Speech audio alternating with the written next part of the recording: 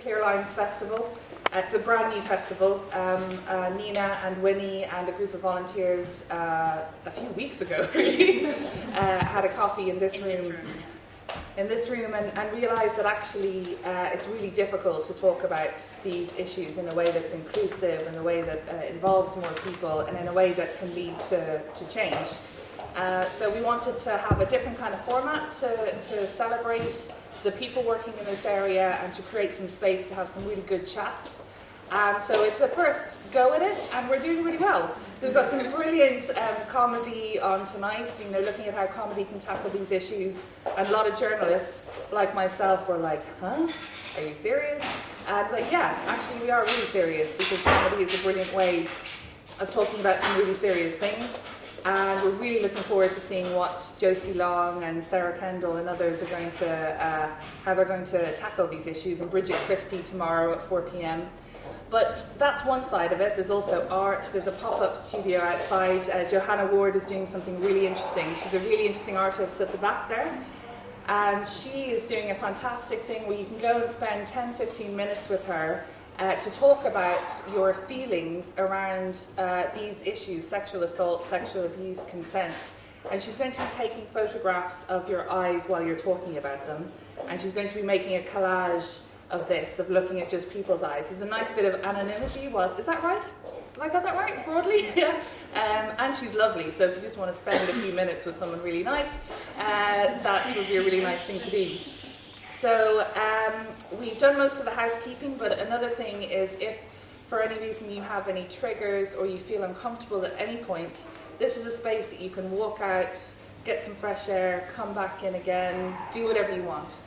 Come and go. If something's interesting to you, please stay. If it's not so interesting, go out, come back in. Do whatever makes you feel comfortable. I think that's the main bit of housekeeping that I wanted to say. So let's get cracking with the panel. So my name's Natalie, and I run a not-for-profit called On Road Media. We're one of the sponsors of the festival. Very proud to be working with these guys. And basically, Nina has asked me to facilitate this session.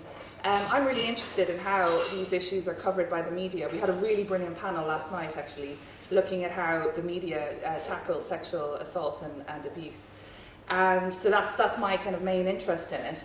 But I'm really new to these issues, and I was really curious as a new mum. I have a 1.5-year-old daughter. And when she was first born, and I was also interested in this area of work and talking to Nina, I remember thinking there's no way that would ever happen to me or my child. That just doesn't happen. That happens to other people.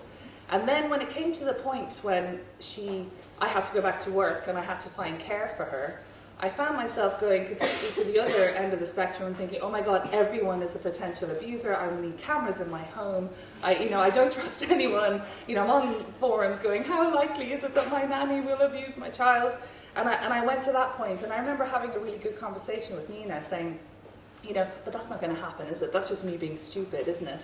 And Nina was like, well, you kind of need to be somewhere in between, actually, and you need to be better at talking about this, the fact that this could happen to your child. Nina said to me, I can't promise you that this will never happen to your child. And that, as a new mum, with not very much experience with talking about these issues, was terrifying to me. But at the same time, Nina sort of helped me realize that actually we just need to be better at talking about this. We need to equip ourselves with more knowledge, and we all need to be part of this conversation. So that's why I'm facilitating this panel as someone who wants to learn and who is not remotely an expert in these areas. But thankfully I have two fantastic panelists who know lots of stuff about this. And the first is Silke, to my left, and she is a drama therapist working in schools. She's a survivor of sexual abuse, and she's a therapist and a social activist. Busy lady. She has founded the activism project Survivors Together, and to spark a movement of survivors of childhood sexual abuse to speak for themselves, challenging stereotypes and stigmatization, and to educate the public. Brilliant work that you do. And Nina, as most of you will probably know, co-founder of the festival, and she's a psychologist who specializes in the psychology of sexual abuse. And she's the author of Eyes Open to Sexual Abuse, What Every Parent Needs to Know. So, welcome to everyone. Can I just start by asking you guys, this is a really important conversation. Is it an easy one to have? Should it be an easy one to have? No, it's not easy. This isn't an easy conversation for anybody. Those of us who, I'm talking about sexual abuse all the time. It's not like, I also get to be a human being with feelings and with people in my world and children in my world that I love too. And this isn't an easy conversation for me to have. And I guess I've been on a journey with this stuff. When you entered into this world, my experience was similar to yours. You kind of hide yourself from this kind of topic area for a while, so you feel safe because you assume it's something that happens elsewhere. And then you start to open your eyes to reality, and then you're like, oh my God, abuse is everywhere. And I think you do go too far down to the extreme. You could be paranoid. And now I feel like, yes, abuse is everywhere. It is. But it's okay. I can manage that myself. But it has been a journey. But this conversation is important because we're not having it, and we need to have it. So it isn't an easy conversation. If it was easy, we probably wouldn't need to have it.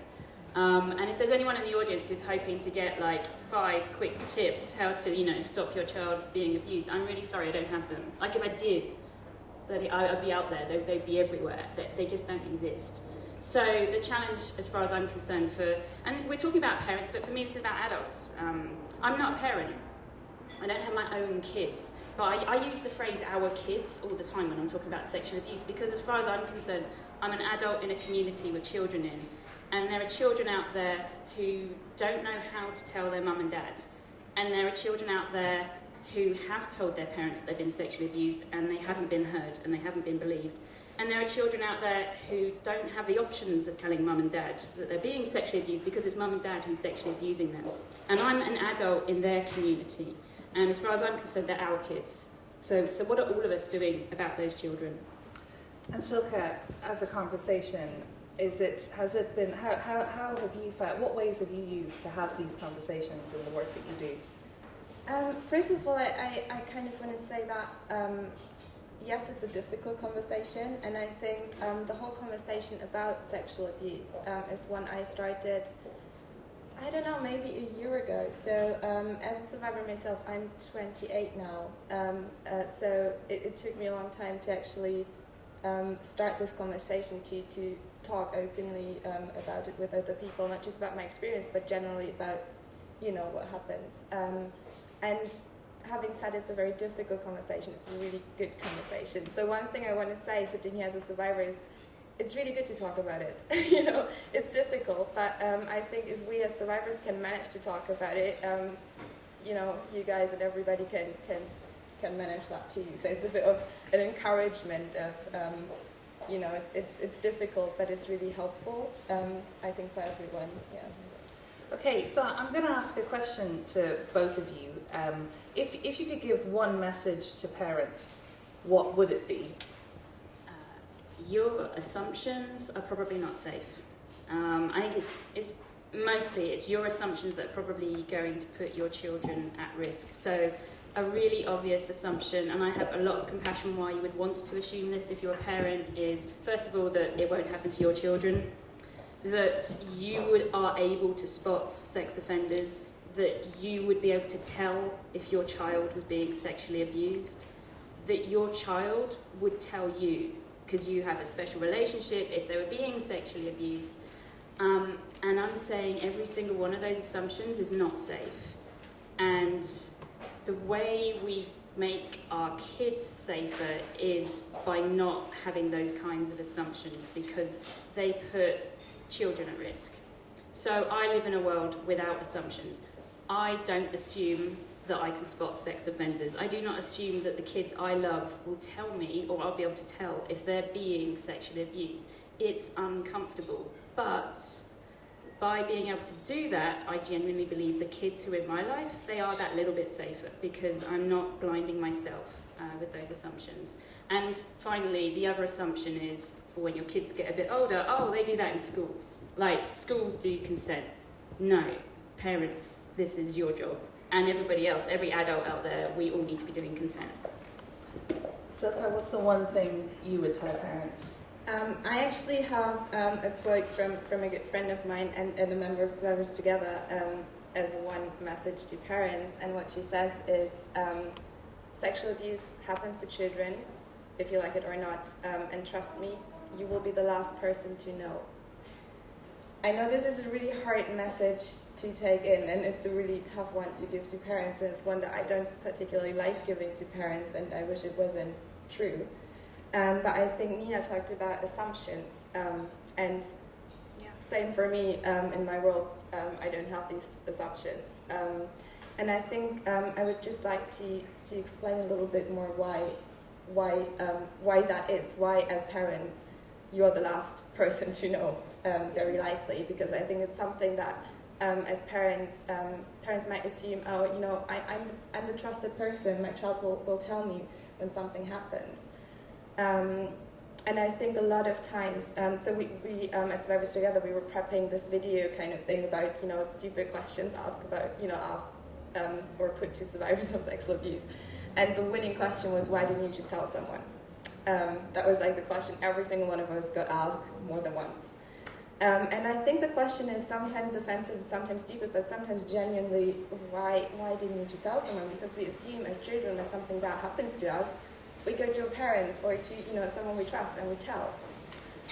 So why don't we just tell? Why don't children just tell?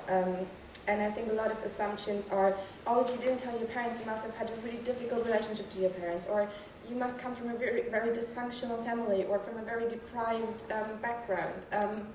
And just to give you a little snapshot of my own experience, I was an only child. My parents were middle class, upper middle class. I was growing up with loving, caring parents, and I would talk to them about everything. I would come home from school and say, I fell out with my best friend, and the teacher was mean to me, and that was being unfair, and we lost in the football game in the break, and blah, blah, blah. Maybe I was telling them much more than they actually wanted to hear. So if you had asked my parents at that time when I was a child, do you think your child is telling you everything? I think they probably rightfully had said, yes, we think so. And I was telling them everything, except for that I was being sexually abused by a relative. So, my parents, we didn't have any dysfunction beyond the normal dysfunction of normal families. We didn't, there were, I think, all these things, when they do exist, they make it even harder or even more impossible to tell. But I think if you have a really good family and really good relationships to your children, it doesn't mean automatically that they will be comfortable telling you. And maybe it's useful to think, seriously, how many things did you not tell your mum and dad growing up? Loads. Okay, so maybe take the parent hat off for a minute, put the kid hat back on, and you're like, oh yeah, there's a lot my mum and dad probably still don't know. And I think the other thing is also, we don't recognise that how confusing this can be for children because of the messages we give them about sexual abuse, because we're going to talk about stranger danger, unfortunately. I'm not saying there are some really dangerous strangers out there, there really are, but we know that is the minority of sexual abuse. And when we're giving those messages, often, I don't know if we always realise, but often what we're trying to do is give ourselves a sense of control around sexual abuse. So I'm going to teach you to avoid the strange man in the park, how easy is he to spot? Real simple, and then tick box, you are protected from sexual abuse. I mean, I wish that was true, but it isn't. So then you've got loads of children growing up knowing about stranger danger. But of course, most of them are abused by someone within the family, somebody known to the family, a friend, somebody that mum and dad likes, loves, trusts, somebody that they like. And so it can be really confusing for them because they got the whole stranger danger thing, but this isn't that. And so I think a lot of children struggle with, is this abuse? Because it doesn't sound like the thing mum and dad warned me about. So of course they're confused. And then that can make it even harder to talk to their parents about. So with that, is there? I mean, I'm just listening to this and going, yes, but there must be something. There must be something that I could do in that. So with that, are you saying that that it's unpreventable in many cases, or are there ways of what would you have wanted your parents to have done, if anything? Was there anything that they could have done? I think that's really difficult, and I think so. From my point of view, I think there needs to be a lot more understanding before you can actually jump into action. So, for example, I just want to add what you said about stranger danger, and I think it's really tricky that we have this narrative, not just stranger danger, but the part of it is it's this narrative. It's something bad happens to you, and I think. That's not the reality of experience of abuse as children for every single person I've ever talked to, who's a survivor. And I think the experience is much more gradual, much more subtle at the beginning, much more confusing. So it's not that you have really this moment where you think, my life was perfectly normal and fine, and then this thing happened to you, now I'm going to run to mommy and daddy and tell them about it. So that's not what happens. And I think this is why I like to kind of explain that a bit more, is that you need to first understand what are the barriers actually for children to tell. And you mentioned some of them, that the abusers trusted, liked, and I think one big point is really the feeling of being complicit. So a lot of people, when I tell people that I did tell my parents at some point, they always go, "Oh, that's a really brave thing to do, and you got help." And I kind of feel like, my actual feeling was like, did anybody read Dostoevsky's Crime and Punishment? That was my feeling. I was making a confession. I didn't go to my parents thinking, "Oh, I need help for this." I was like, "There's this horrible thing I need to tell you at some point because otherwise I'll die." Kind of thing. So I think it's really really important for parents or any adults to understand that I think every single victim of sexual abuse feels complicit.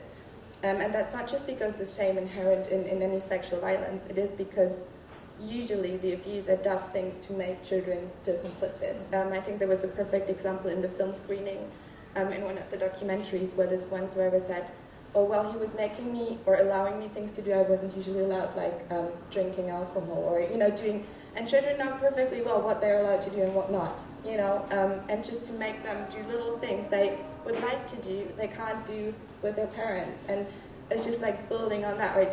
Just the first time you do something and then say, "Oh, that's a secret," and then you lie to your parents. So there you go, you have done something wrong already.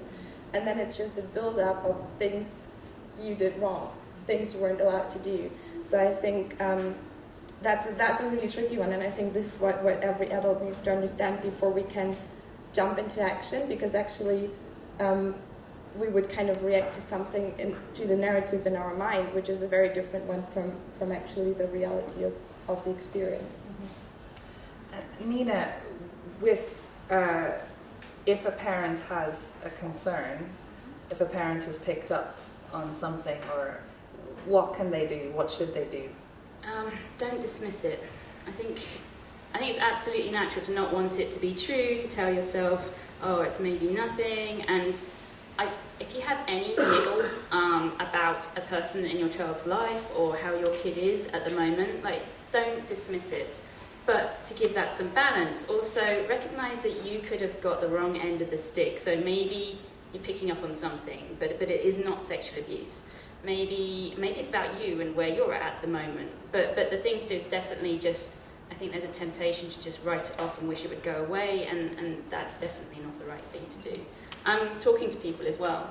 Talking to your partner about it, talking to other parents. I think that can really help kind of flesh out exactly what it is that you're picking up on.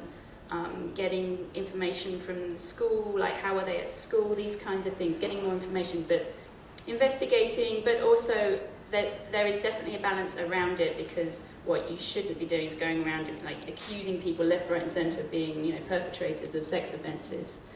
So there's a balance between being alert and vigilant, but also recognising that you're not always going to get it right. So, yeah. We're going to come in a minute to talking about the people who were responsible for this. But just before I do, so the title of this session was "What Should We Tell the Kids?"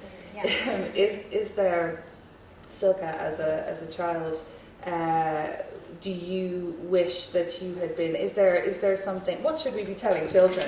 How should we be talking to them about it? And is knowledge at a younger age about the confusing experience that you might have that you had? Is that helpful? And what should we be telling children about abuse? I think it is, because one problem also with experiencing sexual abuse as a child, you have no idea what that actually is. So I realized for the first time that it was sexual abuse when I was 15 and stumbled across it in a book in the library. And it's like, oh, that's a thing. Like, that's not just this horrible thing in my life, that's an actual thing, and there's like books about it. Wow, oh my God. So, you know, it's like a revelation. So I think, and I mean, it obviously depends on the age of the children, and when it's really important for me to not just talk about children, but also teenagers, because in many cases it continues to happen to teenagers, or it starts happening to teenagers, or it happened to teenagers and they didn't yet tell anyone.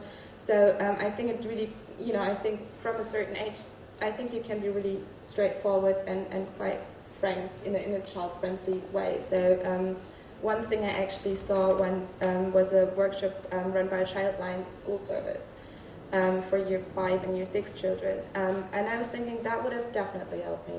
So in year 5 and year 6 they're 10, 11, I think, yeah.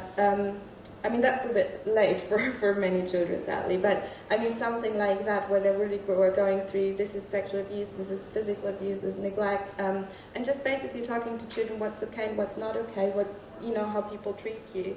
And I think you can do that in a child-friendly way. I mean, the children were very engaged and really happy about the workshop. And I think another thing is communication and language about emotions. I mean, I think there's a lot happening around emotional literacy, and I think for experiences of abuse to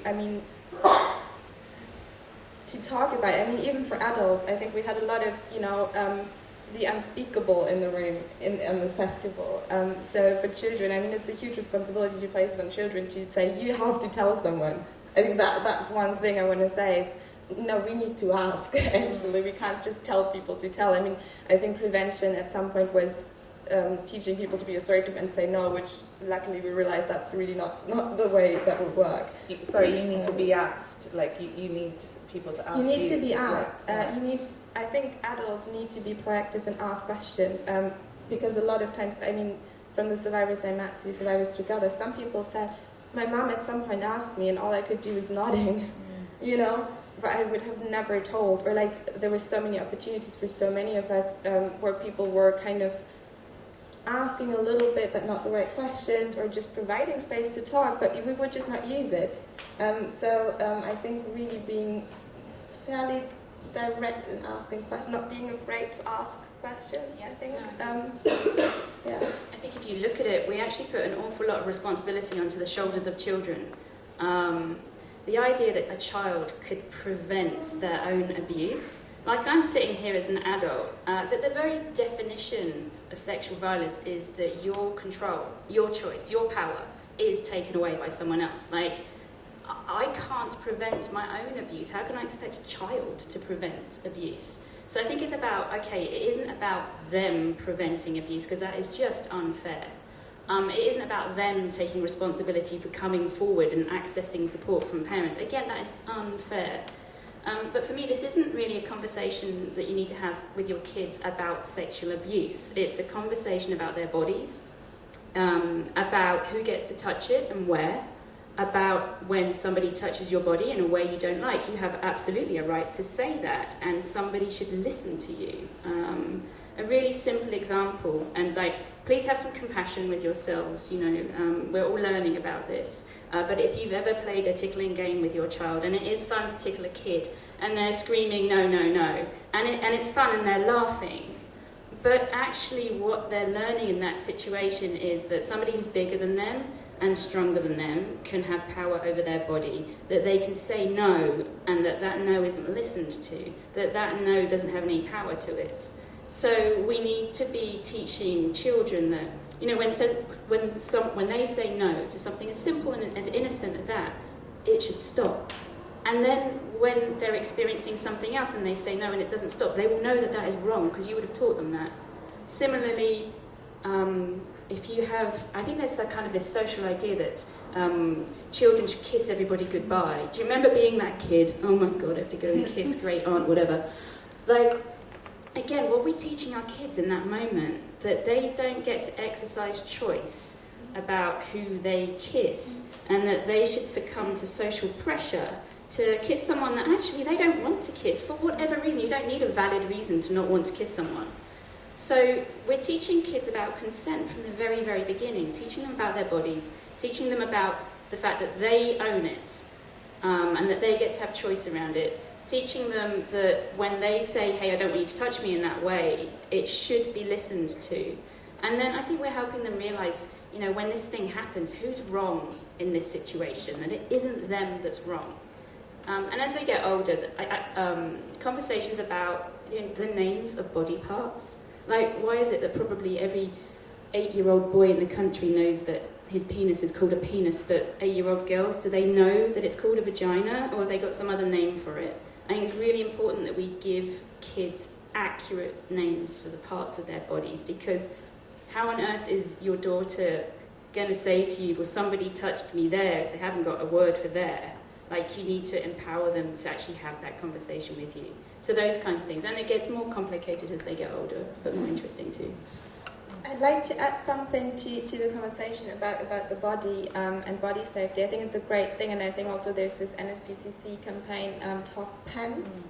Yeah. So that's a really helpful thing to look up to just help parents to, you know, start this conversation, because I think it's not an easy one either for parents to have. Yeah. And just one addition, because I think a lot of times adults say, oh, if someone's doing something to you that you don't like, or if something feels wrong, or if something feels bad. And I think with sexual abuse, sometimes these categories in the experience of children just don't apply.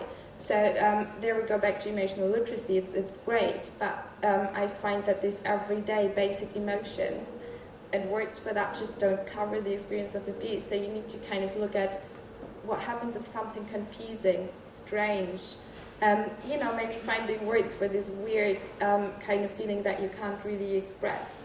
And I think there's a really great blog someone wrote online, also survivor of sexual abuse, and the title was "I Asked for It Literally." I think it was a very brave thing to do, but she was actually writing about how there was a part of it she felt she liked, or that she was, you know, because children explore their bodies, and I think there's one danger in doing right and wrong, good and bad language, because first of all, right and wrong, children who are sexually abused feel, first of all, they do something wrong, like this is something I did wrong, this is something also abusers tell you, or like we're doing something wrong, you are doing something wrong. And on the other hand, or at the same time, abusers are kind of, they're great to kind of tell you messages which totally don't fit together, but kind of you have to put them together in your head. They say, oh, it's right, it's normal, it's good, you know, and so yeah, you end up with this confusion of I'm doing something wrong, which is really horrible, but normal and good, and then when someone tells you, oh, if something bad happens to you, tell me, or if something, you know, or somebody does something to your body that you don't like, you're like, I'm not sure if I don't know. I think the uncomfortable truth is lots of people, similar to your experience, they don't recognise that they were abused until later. It's later that they feel violated, because it's later that they realise, oh, I was groomed and manipulated and used. But your experiences at a time as a child can be, you know, I liked this person, actually they were a really good friend, they gave me special attention. I actually didn't mind, I either didn't mind what they did to me, or actually I liked it. It can be physically pleasurable for a child. They don't necessarily know that it's wrong. So when we have this idea that children will know that it is abuse, again, that's not a safe assumption. Some do, of course, but not all of them. And offenders, I mean, if you want to hear more about offenders, come later today to the session, but they are, you know, supremely good at grooming adults. It's even easier to groom a child. So they will make the child believe that they want it, that it's special, that it's their fault. I mean, all of this stuff. So really, it is an uphill struggle for that child, which for me is why it isn't necessarily a conversation about avoiding sexual abuse or preventing sexual abuse with your child. It is about what they do want. You know, want to be in control of their own bodies, those kinds of things. Can you just, before we go to questions, can you just talk a bit briefly about what knowledge parents could equip themselves about offenders, about, so we've talked a lot about at this festival about what a lot of people imagine a sexual offender to be, which is the sort of stranger, danger kind of person, the other person that isn't connected to our lives. What can we as parents learn about offenders that might help us? Definitely that's not them. If I could do one thing in my career, I would take stranger danger and that whole idea that we have about sex offenders and kind of drop kick it out of the country. Because, the one group in society that loves the fact that most people think sex offenders look like that is sex offenders. It's the perfect camouflage. And it's useful for themselves too, because they can say to themselves, hey, at least I'm not a sex offender because I'm not doing this, I'm not this extreme monster down here. All I'm doing is this thing over here. What can you do? I'm going to plug the book. In the book, I do cover some basic information, things to look out for if you suspect someone might be a perpetrator, the kind of signs. And this is, I'm going to describe someone now. Someone who's taking like an extreme interest in your child, or almost a fixation, someone who's buying them gifts for no apparent reason. And I know I've just described every grandmother in the country. Someone who is trying to get time alone with them. If you're an offender, you need an opportunity to offend. So you need a space, a location, those kinds of things. So somebody who's keen to have alone time with your kid. Certainly if your child is getting older and there's somebody in their life who's buying them a mobile phone, this kind of thing, they're trying to find ways to communicate with your child that excludes you. So those kinds of things are the kinds of things you can be looking out for, but I do go into more detail in the book. Okay, does anyone have any questions? Yeah. It's not really a question, it's just an add-on. Yeah, go for it. My name's Teresa. I have 4 or 6 grandchildren. I'm a specialist in sexual violence and domestic violence, but the majority of women I support are child and sexual abuse survivors. I'm also a survivor myself. Another thing, I'm glad you mentioned it, because when we say to our children no one's allowed to touch you and it hurts, actually sometimes it doesn't. It might start off with stroking, which is actually quite nice, or tickling, which is also quite nice. So to say it isn't always about saying it hurts, it's about, no one should touch you anywhere if you don't want them to. And one of the biggest reasons children don't tell, this is my own experience and what other women have told me, is threats. So we've talked about not being believed is huge. They say no one's going to believe you. You went to the children's home, stuff like that. But also, I'll kill you, I'll kill your mum, I'll kill your dog, I'll kill your rabbit. So you've got a massive threat there. That even if your mum says, have you been abused? You're like, I don't want to die, I don't want you to die. No. Even though you are. So, it's maybe about asking that question again later on down the line if you still think that they are, to keep gently trying to find out, not just to take that first no as a no. Yeah, phew, thank God. That was the answer I was hoping for, yeah? Oh no, thank goodness. So just that threat that they put in there, and that the grooming can sometimes start off with fear. It's not always nice presence, it can be both, but it can be, physically hurting you so that you're so scared of that person when they sexually start abusing you. Again, you're too scared to tell. Especially as a child, if you try to kind of exit the situation, that can be when your abuser turns from being really nice and sweet to being manipulative and horrible and threatening. That's really difficult for an adult to navigate. It's really difficult for a child. So yeah, really, really hard, definitely. I think adding to that also, showing children as adults that we can take it, that we are strong, because one big fear, there are threats a lot of times, the very straight, direct ones you just mentioned.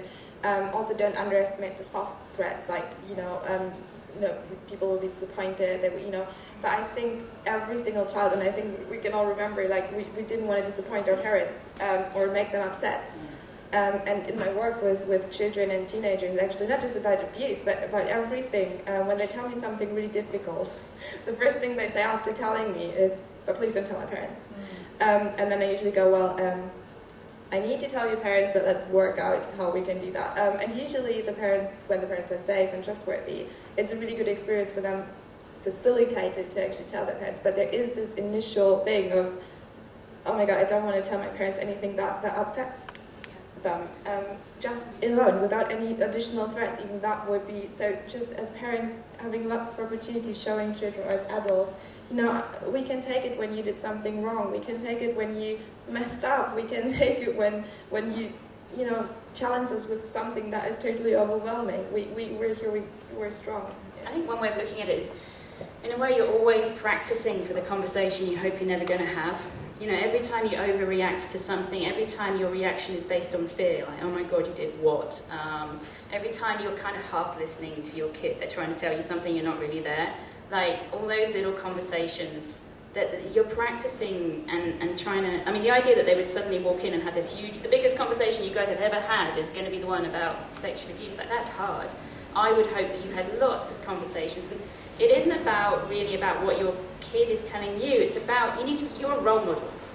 And that means that you're talking to your kid about what's on your mind. I mean, I don't mean burden them with your worries, but I mean, but show them that it is okay to talk about the things that you're confused about, worried about. Like, role model that too, that this is what a normal person does. This is how our family is going to be the kind of family where we can bring our problems home, we can share them, we can talk about them, that we don't always get it right, and we can say so. Those kinds of things, like that is...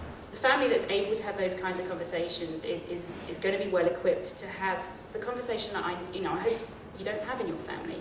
And I think the other thing also is, it's true that kids particularly sometimes struggle to tell their parents for fear of upsetting them and hurting them. But you're not the only adults here. There are other adults in your world. There are uncles and aunts and whoever it might be.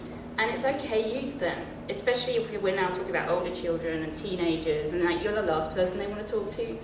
But maybe they will be happy talking to somebody else, a trusted adult. And so use that relationship, but use it in a way that also helps them realise, oh, this is different to what a sex offender would do. So I have this relationship with the kids in my life who are hitting teenage years. But it's a conversation we've had together with their parents. So not a, hey, you and I have got a special relationship and there's ever something you need to tell me, then you pick up the phone. It's, all of us together in the room, like with mum and dad. Like, if you ever have something to say and you can't tell us, you can go and tell Nina. And then it's in the open. It's not replicating actually exactly what an abuser would be doing, which is separating a child from parents. So be really open about that. It also gives that adult permission too, because it can put that person in a difficult position. And talk about the boundaries. So if you tell me something, I'm not going to automatically tell mum and dad. We're going to have a conversation about, is it okay if I now go and tell your mum and dad about this? But we're going to talk about it. I'm not just going to rip that choice away from you. So navigating it in that kind of way can be really important. Yeah. Bringing awareness that it's not just adults that abuse kids, because kids rape kids, kids abuse kids. I think this is the toughest bit. This is the bit that I think, to me, this is the bit that really, this is why the stranger danger and all the rest of it really isn't enough, because you're right. So 30% of child sexual abuse is perpetrated by somebody under 18. So there is a significant amount of sexual abuse that is at the hands of other children. And the stranger danger messages don't equip children for that at all. You're touching my body in a way I don't like, yes, that kind of counts for that. That I can tell mum and dad if something's confusing me, like that helps. So those kinds of approaches to it do help. But it's true. And the fact that we're not talking about this, to me, that is tragic. It's tragic for all of the kids in that situation. But we do need to have the maturity and the sophistication as adults in this community to recognise that happens and to do something about it to support everybody. So please. Just similar to who is sometimes it is the parent, the parents, so that it gets named. Right. Totally. So you were talking about a community of people around, Yeah. the responsibility of other adults. And Yes. what happens when the most trusted person in your life? It's really tough. What if you suspect a parent of abusing their own child and you're part of that community? Get support.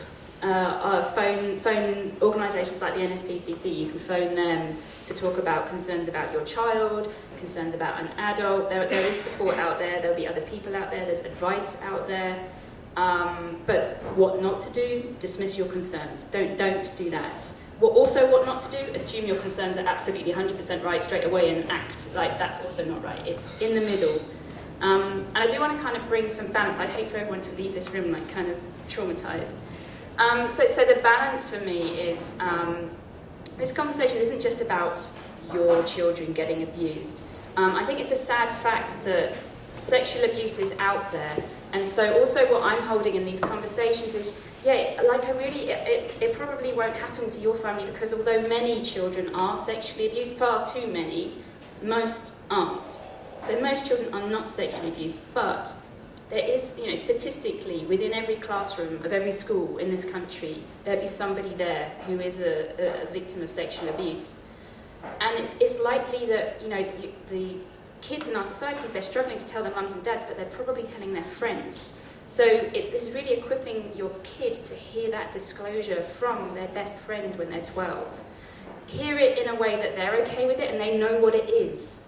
And they know that hopefully that it's something they should be sharing with you. But also hearing that disclosure in a way that's good for the person doing the disclosure as well, not dismissing it or saying it's bad or it's wrong and all those kinds of things.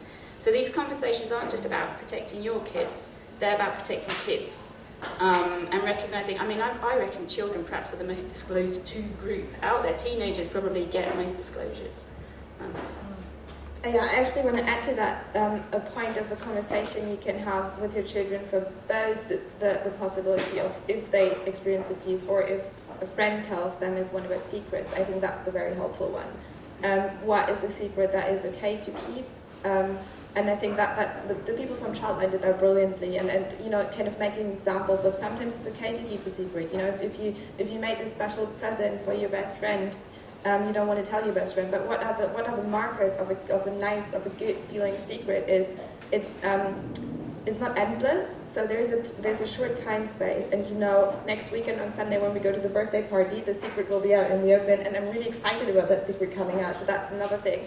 How do you feel like about this secret coming out? And you feel great because I'm imagining my best friend being really happy about that special present. What's the secret that's not okay? It's not okay to keep because it's really tricky with the language, how much responsibility to put on the child.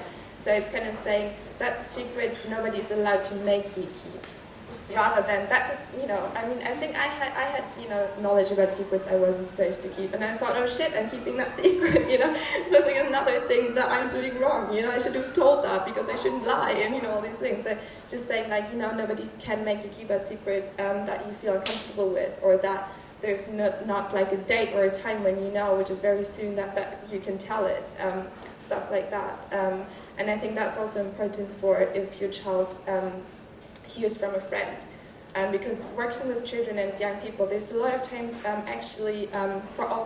any difficult thing, like people, come to us and say, oh, my friend is self-harming, and I'm really not sure if I'm allowed to tell you because actually I should keep it a secret. And we're always saying no, that's not a secret you should keep. Because that's really important. That's what we adults are here for, to tell us, and that's you won't get in trouble for telling us. Yeah. I've had the same experience going into schools talking about consent, abuse, rape, and we were just talking through scenarios, hypotheticals. And, what would it be like if your friend said that her boyfriend had raped her? And he's like, would I be allowed to tell? It's like, would I be allowed to tell? It's like, kids are. This is why you can't assume they're ever going to tell you. They're always waiting for permission. It's finding ways to have that conversation, and people that they're prepared to have that conversation with if it isn't you. Any other questions? Okay, so we've got two there. Is there any? Just so I don't.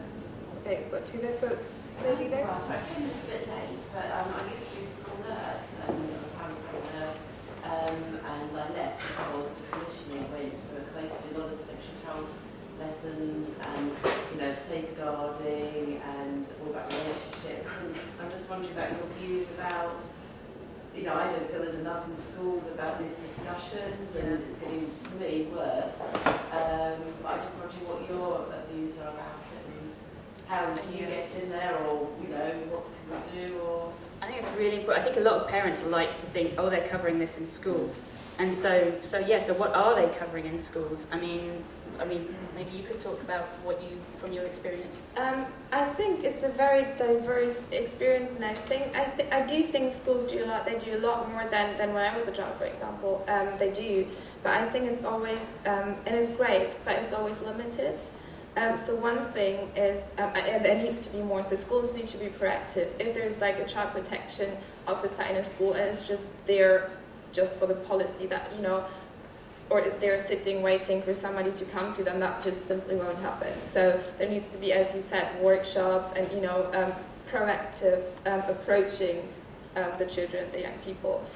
And what you're saying, that it's, parents like to think that even if the school is doing stuff, I think the parents can really be the significant decisive factor if the children are able to actually benefit from it and accept it. So if childmind comes into the school, brilliant. If people do workshops, brilliant. But, you know, the parents can, for example, give permission to say, you know, sometimes there are problems in families and you know, we might have problems, and like really giving this permission, not once, over and over again, to say, if there's anyone in your school you can talk to them. You're allowed to talk about every single thing that happens in our family. You know, there's no secret family life where we kind of protect, you know, our secrets here. So, or like following up on the children with what they're being interested in, what they're doing in school, so the schools can't, you know. And I mean, teachers are doing so much beyond teaching already. So I think it's also not really fair to say, teachers also have to prevent sexual abuse, not completely on their own. You know, parents have an advantage and they should be using it. There's much more power in the hands of parents than in the hands of schools. Yeah. Question there? 5. First, I want to say thank you very much for mentioning that it can be very confusing. I think being really honest about that. So my name's Alona, sorry. I trained as a primary school teacher last year, and I work with a lot of people with one-to-one tutoring. I also am starting my own company, which is all around having honest conversations, at the moment focusing on mental health. But I think being honest about the confusing side of it, sex is one of those things that my friends will tell you I talk about more than probably anyone else they know. And I think it's something that a lot of adults find really difficult to talk about with children. I know that last year in my primary training, becoming a teacher, a lot of teachers were like, no, this is something that doesn't need to be discussed with anyone under the age of 11, but for myself and for most of my friends, I think we would say that actually the first time we were ever sexually aroused was before we were 11. And I think that's really confusing, because at the time I had no idea. My friends, we've all said that. When we were first sexually aroused, we had no idea what it was. We just thought, this feels nice. And how would you say, is there any guidance of how or where we should look in terms of how do we start that conversation? How do we start having more of an open conversation about sex, but then, you know, everyone needs to do it the right way that's for them, and I know that, you know, also with your religion, but I just think that actually having a conversation that's a bit more open, is there any way? Having a conversation about sex isn't go have sex now, like, it doesn't have to be that conversation. The thing is, so you get to be the experts on your kids, you know, and a flawed expert, because you don't know everything and you never will know everything, but you know them better than, you know, most other adults on the planet. And I think sometimes, my reaction to that is, you know, why are we setting the timetable? Because often your kids are going to set you the timetable. So I think if we get it wrong, it isn't necessarily that we're not timetabling the right conversations. It's that they bring it up and we slap it down. You know, so they get curious and we're like, oh no, I wasn't planning to have this conversation with you until you were 6. And you're only 4. You know what? Let the child choose when they want to know what the name for the thing between their legs is. Like, if they ask you and you close that conversation, you have just taught them that this is not something we talk about. So if they bring it to you, don't knock it down. And if you've always done that, if you've always had that kind of relationship, I don't see why they wouldn't share with you their early sexual arousals and these things as well. They bring those kinds of things to you. But certainly, like, I think people have an idea of there's going to be a right time for this conversation. And no, your child is going to make the timetable for this conversation. Most likely in the supermarket at high volume, mummy, what is a vagina? and your answer should be honest. Let's not talk about that here, darling, or shush, or, you know, give a really loud answer for the other children within earshot. Because that right there is exactly the right time to have that conversation. So, and the same with everything else going forward. Don't think, oh, this is too early. They're telling you, so answer them. Answer them honestly. The minute you leave a vacuum, or you give any indication that, oh no, this isn't the kind of conversation you're going to have with me, or in this space, you're closing it down, and you always want to be opening it up. So yeah, that's what I would be doing. I think adding to that, especially for people who work with children and teenagers, the time and the space where conversation happens. I mean, it's a really nice idea for a teacher to say, have a drop-in session once a week, but that might not be the time slot. They just have this one split second of courage to tell you something difficult. That split second might be the split second where you think, I have 5 minutes left to maybe get a little bit of a lunch break, you know? It might be when you're kind of packing away, preparing a classroom. It might be the most inconvenient, absolutely, not right time. And also they don't usually, and I say this from my experience with working with teenagers and children, and my own experience of various attempts of telling people about my experience. I mean, after it happened, you go through that kind of for your whole life, like how to say I'm a survivor of sexual abuse even. And I think usually people don't start with that. They start with something, if this is happening to me is here, they start kind of here and go like, all the way around, and you might be thinking, gosh, I don't have time for this, what do you, but sometimes it's a bit not close and patience, and those little things, like they can mean a lot. Any of you got any experience of therapy? You can have, a fairly 45 minutes, the last 5 minutes of therapy, oh, wham, like here's the huge thing that I wasn't quite ready to say at the beginning. And the kids can do the same with you, because they're trying to make themselves feel comfortable, they're constantly gauging where you're at, and okay, now we're running out of time, so I better get this thing out, oh, by the way. And that's the same thing, it's about trying not to dismiss that, but having compassion because you're going to. So forgiving yourself and explaining, oh, actually, I was irritated with you then because I'm worried about being late for work, but now you have my attention. Like, you're going to get it wrong. But this is a dance that you're going to be doing with your kids for the rest of both of your lives. And I think, to me, that's the kind of beautiful thing about this. If you can navigate this as a family, if you're the kind of family that could navigate these kinds of conversations, like, you can navigate an awful lot more. Like, that's absolutely the kind of family that I would aspire to have, that the community that I want to be in is the kind of community that can deal with this. So yes, it's frightening, yes, it's hard to find the words, yes, it's overwhelming, but if you can get this into your life and your relationship with your kids in a way that's really useful, like, that is an amazing relationship to give that child. And I hope they never have to use that relationship because they've been abused, but life is ups and downs, and they'll be able to share all of them with you because you've given them a platform for that. Right, on that note, thank you so much. Thank you for persevering and finding the place. On that note, just very briefly, in terms of resources, so you said Childline does this very well, so anyone interested in how organisations are teaching children about this kind of thing, the Childline does it well. Nina has a book, which I will personally recommend, What Every Parent Needs to Know About Sexual Abuse. Anything else quickly that they should look at, websites or anything useful? Each other. When you get together, when you're parents and you get together, I imagine there are lots of things you talk about. Does this ever come up, and how does it come up, and can you be honest about how you're feeling with it? In a way, you're practicing the conversations there and then too. So make it something that you talk about. So everyone, I'm sure you're probably already talking about this because you're here, but challenge yourselves to have a conversation about it with someone that you normally wouldn't. Maybe that might be a nice thing to do. Did you have a resource? Stop It Now. Stop It Now, campaign online, Stop It Now. And the helpline.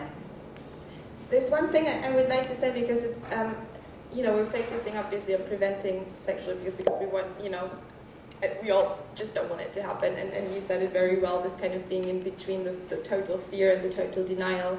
And I think one thing I would like to say also at the end, it's if it does happen, because I think it can make you as adults, or especially as parents or someone who cares a lot for children, make you feel quite powerless and thinking, oh my God, it's not, what you said, it's not 100%, we can't sit here and promise you we give you this recipe and you will prevent it, which can leave you feeling really powerless. But I think one really important message from survivors of abuse is, if it does happen to your child or a child you care for, you actually hold all the power. You hold all the power in how you support them, you hold all the power in how you believe them, how you react, how you navigate it through the next years and decades with them. And that can make such a huge, huge, huge significant difference. And I think sometimes in these conversations we forget, it's like, oh, and once it happened, that's the end of the world, and now everything is done. And that's exactly the fear that children have.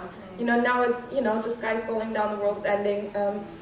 It's not. Yes, it's horrible, but I'm sitting here right now living a fairly happy life and talking to you all guys, and lots of us are doing that. And I think we can only do that when we get the right support. So actually you hold a lot of power, even if it might happen to a child you care for. Thank you. That's absolutely fantastic. For those of you who didn't want to ask questions in the forum, Nina and Silke are going to be around, so please come and approach them. That was fantastic, guys. Thank you so much. A round of applause for our speakers and for all of you. Thank you.